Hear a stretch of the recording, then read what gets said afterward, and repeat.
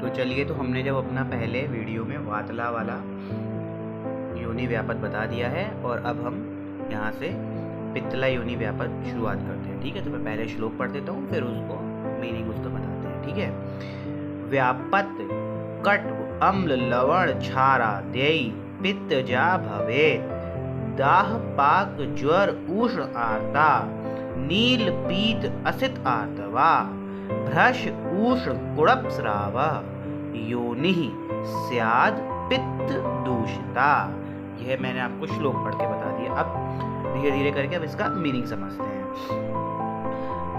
कटु अम्ल लवण क्षार आदि का अगर सेवन किया जाता है, अधिक मात्रा में सेवन किया जाता है तो पित्तजा भवे, तो पित्तज व्यापद, व्यापद मतलब व्यापद, तो पित्तजा व्यापद भवेत मतलब हो जाता है।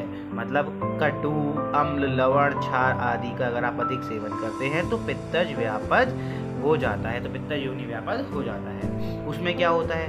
दाह होता है, पाक होता है, ज्वर होता है और उष्णता होती है। ठीक है, तो जो पित्त से जो दूषित योनि होती है उसमें क्या होगा? दाह होगा, पाक होगा, ज्वर होगा और उष्णता होगी।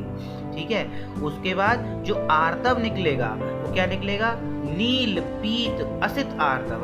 तो नीला, पीला और असित मतलब जो बहुत गाढ़ा हो, गाढ़ मतलब एक तरीके से कृष्ण कलर का, कृष्ण वर्ण का। तो आर्तव कैसा होगा? नीला, पीला और असित वाला होगा। फिर भ्रश का मतलब होता है अधिक, भ्रश उष्ण कुड़प स्राव, तो भ्रश मतलब अधिक और उष्ण मतलब गर्म।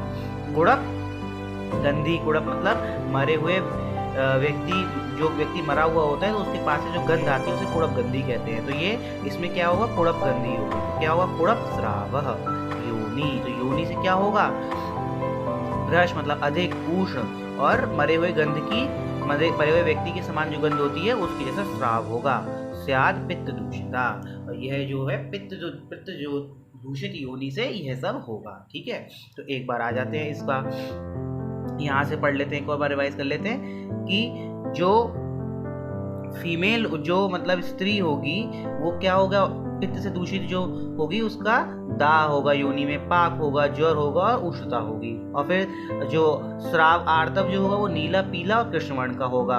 और इसमें भ्रश उष्ण कुड़प स्राव, तो अधिक उष्ण कुड़प मतलब मरे हुए व्यक्ति की गंध के समान स्राव होगा, है ना। और ये स्याद पित्त दूषिता, तो जो पित्त दूषित योनि होगी उससे ये सब चीजें होंगी। तो व्यापत कट अम्ल लवण क्षारा देयी पित्तजा भवे दाह पाक ज्वर उष्ण आर्ता नील पीत असित आर्तवा भ्रश उष्ण कुड़प स्राव योनिः स्यात् पित्त दूषिता।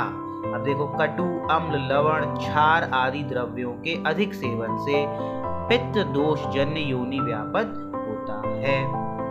पित्त से दूषित योनि, अब यहाँ पे आ जाओ, पित्त से दूषित योनि, इस वाली लाइन का मतलब क्या है? इस वाली शब्द का पित्त से दूषित योनि, उसमें दाह होगा, पाक होगा, उष्णता होती है तथा ज्वर और उष्णता का अनुभव होता है। ठीक है, फिर क्या है? भ्रश उष्ण कुड़प स्राव, योनि से निकलने वाला